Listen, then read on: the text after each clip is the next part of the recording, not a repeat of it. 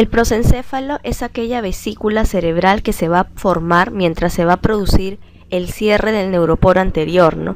Entonces, acá aparecen dos excrescencias laterales, que son las vesículas ópticas. Estas vesículas ópticas van a ser importantes porque van a aparecer a cada lado del prosencéfalo y son las que originan los rudimentos de la retina y del nervio óptico, ¿no? Entonces, en la clase de la formación del ojo vamos a hablar un poco acerca de estas vesículas ópticas que se ponen en disposición lateral al prosencéfalo. Pronto van a aparecer en una zona más posterior y craneal un segundo par de divisiones que van a ser las vesículas telencefálicas, ¿no? Entonces el prosencéfalo propiamente dicho está formando estas vesículas telencefálicas, que son los rudimentos de los hemisferios cerebrales, y sus cavidades se van a convertir en los ventrículos laterales, ¿no? Entonces la parte anterior o craneal del prosencéfalo, que incluye los rudimentos de los hemisferios cerebrales, va a ser conocida como el telencéfalo, y ahí estamos viendo, ¿no? El telencéfalo va a producir los hemisferios cerebrales, y esos hemisferios contienen los diferentes lóbulos: el lóbulo occipital en la parte posterior, el lóbulo parietal, el lóbulo temporal y el lóbulo frontal, ¿no? Mientras que en la parte posterior o caudal del prosencéfalo se va a formar lo que es el diencéfalo, y este diencéfalo va a formar a diversas estructuras como el tálamo, el subtálamo, el hipotálamo y el epitálamo, que están señalados ahí en el recuadro, ¿no? Entonces las cavidades del telencéfalo y el diencéfalo van a contribuir a la formación del tercer ventrículo, ¿no? Que a su vez contribuye más a la cavidad del diencéfalo, ¿no? Porque la cavidad del telencéfalo, que es la porción anterior o craneal del prosencéfalo, son los ventrículos laterales, y la cavidad del diencéfalo va a ser el tercer ventrículo. Entonces ahí nosotros tenemos la división, ¿no? La formación, los derivados de esta vesícula. Pero ahora vamos a ver cómo es que se forma embriológicamente estas estructuras. Nosotros habíamos dicho que en el prosencéfalo solamente se expresaba la placa del techo, pero la placa alar ya no se expresaba, ¿no? Entonces, pues bien, este diencéfalo se va a formar a partir de la parte medio caudal del prosencéfalo y carece justamente de la placa del suelo y de la placa basal. Entonces ahí nosotros tenemos una imagen donde vemos un embrión, ¿no? Que en la parte anterior no se pueden observar lo que son las vesículas del prosencéfalo a través de sus divisiones: el telencéfalo, y en las partes laterales las vesículas ópticas, y en la región más caudal el diencéfalo, ¿no? La parte más caudal de la placa del techo se va a convertir en lo que es el cuerpo pineal o la epífisis. Este cuerpo aparece en un inicio como un engrosamiento epitelial en la línea media, pero en la séptima semana del desarrollo va a empezar a formar una evaginación, ¿no?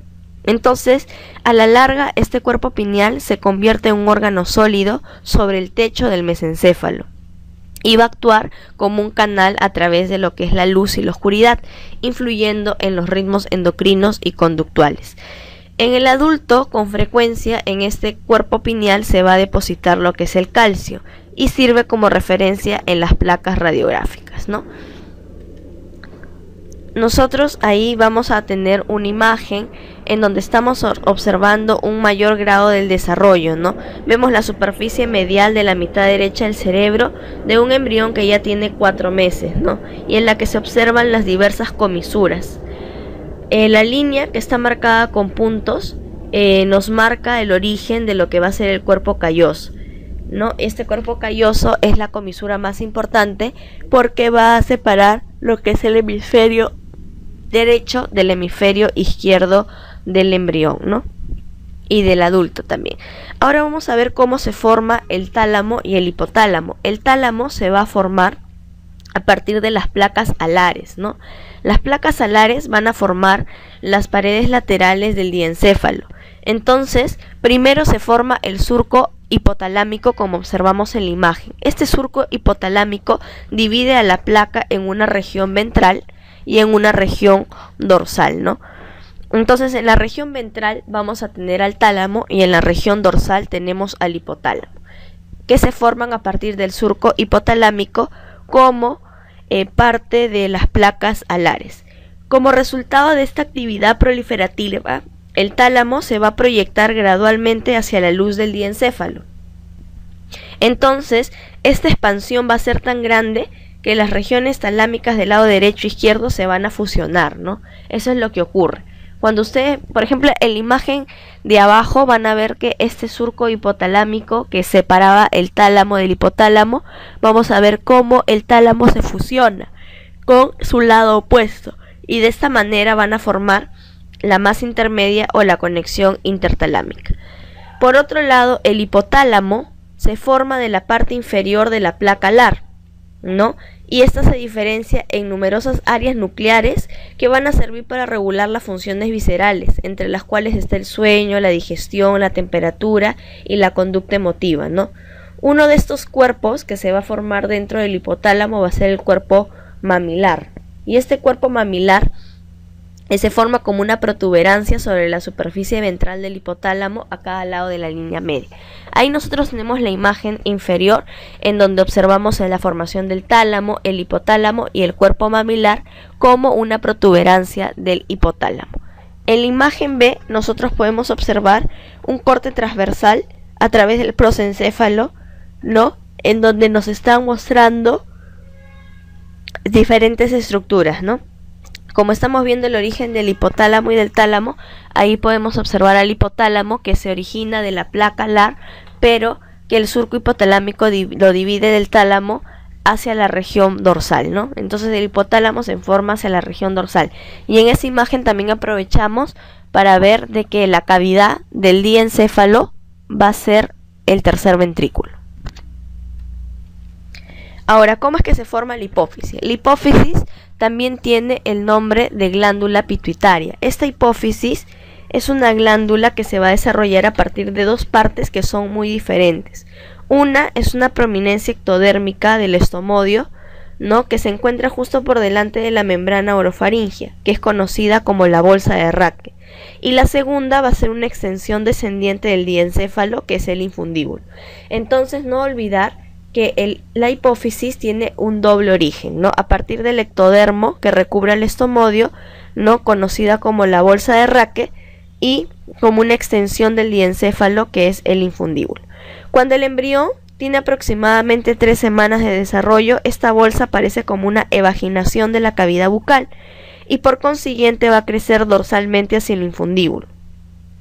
Hacia finales del segundo mes persiste aún la conexión con la cavidad bucal, entonces se halla en contacto estrecho con el infundíbulo.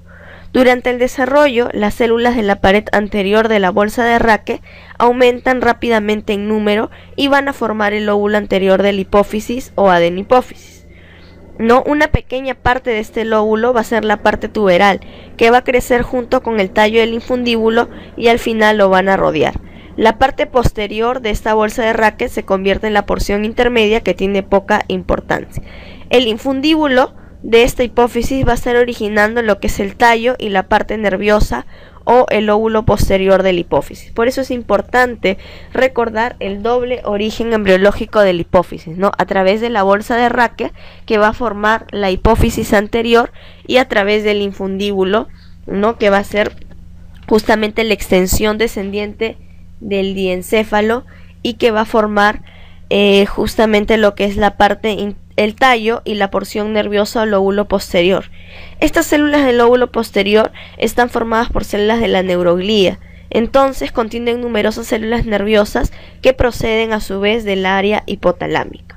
Ahí nosotros vamos a ver en la imagen A una sección sagital, ¿no? De la parte cefálica de un embrión de 6 semanas, que nos muestra la bolsa de Raque, ¿no? La bolsa de Raque está representada de color rojito, va a ser la que va a dar origen a la adenohipófisis, ¿no? Entonces esta bolsa de Raque aparece como una prominencia dorsal de la cavidad bucal. Ustedes ven que ahí está la bolsa de Raque y abajo se encuentra la cavidad bucal, ¿no? Entonces es así que se va a formar esta bolsa de Raque y el infundíbulo se forma como un engrosamiento del suelo del diencéfalo, ¿no? Entonces ahí estamos observando el doble origen de la hipófisis, de la bolsa de Raque y del infundíbulo.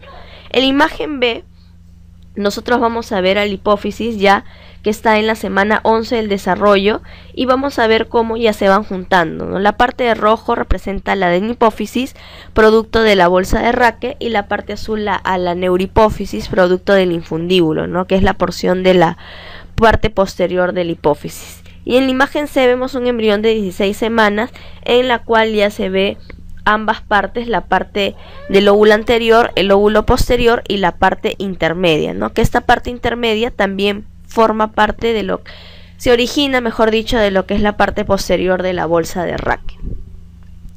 Ahora vamos a hablar, ya hemos hablado del diencéfalo, ahora vamos a hablar un poco acerca de lo que es los defectos que pueden haber justamente por una mala formación de este diencéfalo. En ocasiones una parte de la bolsa de Raque va a persistir en el techo de la faringe y se conoce como el craneofaringioma. Este craneofaringioma se va a originar a partir de la bolsa de Raque, ¿no? Y se forma a nivel de la silla turca o a lo largo del tallo de la hipófisis, ¿no? Pero habitualmente se sitúa sobre la silla turca. La hipófisis o la glándula pituitaria es una glándula que se está formando sobre la silla turca, ese es su reparo anatómico. Entonces cualquier malformación va a generar un craneofaringioma y este craneofaringioma justamente se va a reposar a este nivel, ¿no? De la silla turca. Y pueden causar un hidrocéfalo o alteraciones de la hipófisis como una diabetes insípida o retraso del crecimiento, porque la hipófisis va a producir todas las hormonas del cuerpo humano, ¿no? A excepción de la oxitocina y la vasopresina, que se almacenan en la hipófisis posterior. Entonces cualquier malformación que comprima a esta hipófisis puede causar diabetes, ¿no? Alteraciones del crecimiento, de la tiroides, etc. Ahora sí vamos a pasar a ver lo que es el telencéfalo. El telencéfalo va a ser la parte más rostral, es decir, la parte más anterior de las vesículas cerebrales, y va a constar de dos prominencias laterales, a los cuales se les denomina los hemisferios cerebrales. Estos hemisferios cerebrales van a tener una parte intermedia que se denomina la lámina terminal. Las cavidades de los hemisferios cerebrales van a ser los ventrículos laterales y se comunican con la luz del diencéfalo a través de los agujeros interventriculares o de Monro, ¿no? Porque por ahí va a discurrir el líquido cefalorraquídeo. Entonces, ¿cómo es que se va a formar estos hemisferios cerebrales? ¿No? Tenemos que ver el origen de estos hemisferios cerebrales y vamos a ver, ¿no? En la imagen A vamos a ver una superficie medial de la mitad derecha del prosencéfalo de un embrión de 7 semanas, ¿no? Ahí ya habíamos visto anteriormente también la formación del tálamo, del hipotálamo, divididos por el surco hipotalámico, pero lo que queremos resaltar es que en la parte anterior de este prosencéfalo se ubica el hemisferio cerebral, ¿no?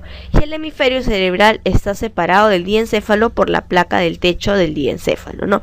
Y se comunica con los diferentes cavidades o ventrículos a través del agujero de Monro. En la siguiente imagen nosotros vamos a ver que hay una superficie medial de la parte derecha del telencéfalo y diencéfalo de un embrión de 8 semanas, ¿no? También vamos a ver cómo es que se forman estos hemisferios cerebrales que se van agrandando, ¿no? Bueno, ahora siguiendo con el desarrollo, vamos a ver en la imagen también la superficie medial de la parte derecha del telencéfalo y diencéfalo, pero estamos avanzando en el desarrollo. Este es un embrión que tiene 10 semanas de desarrollo, ¿no? Entonces, en este hemisferio cerebral que veíamos en la imagen anterior, ya se han desarrollado los lóbulos, el lóbulo occipital, el lóbulo parietal, el lóbulo frontal, ¿no? Y estos hemisferios van a estar divididos por el cuerpo calloso. Entonces, esto se da ¿en qué semana? En la semana 10 del desarrollo embrionario. Y obviamente también se van a formar las circunvoluciones. En la imagen B vamos a ver un corte transversal del hemisferio y del diencéfalo, ¿no? Entonces ahí nosotros estamos viendo el plexo coroideo de los ventrículos laterales. La cavidad de lo que son los hemisferios laterales van a ser los ventrículos laterales, ¿no? Entonces estos ventrículos laterales se van a comunicar con la cavidad del diencéfalo, que es el tercer ventrículo, a través de los agujeros del Monro, ¿no? Y cada ventrículo o cada cavidad va a tener su plexo coroideo, porque de ahí van a formarse el líquido cefalorraquídeo, y este líquido discurre por todo este sistema, por toda esta red de lo que es el prosencéfalo, ¿no? Y de las diferentes estructuras que se van formando a lo largo. Acá nosotros vamos a ver en esta imagen el desarrollo de las circunvoluciones, el desarrollo de los surcos y de los hemisferios cerebrales, ¿no? En la imagen A tenemos un embrión de 7 meses y en la imagen B tenemos un embrión de 18 meses, ¿no? A medida que se va a lentificar el crecimiento en la región que recubre a lo que son cuerpo estriado en el área de los lóbulos frontales y temporales, se va a deprimir y va a formar lo que es el lóbulo de la ínsula, ¿no? En la imagen A estamos viendo cómo se va a formar el lóbulo de la ínsula tras una depresión del lóbulo frontal y del lóbulo frontal y el lóbulo temporal, ¿no? En la imagen B nosotros estamos viendo ya un mayor grado de diferenciación de lo que son las circunvoluciones y de los surcos, ¿no? El surco central, el postcentral y la hendidura, ¿no? Las circunvoluciones se separan por fisuras y por surcos, es lo que quiere representar en esta imagen.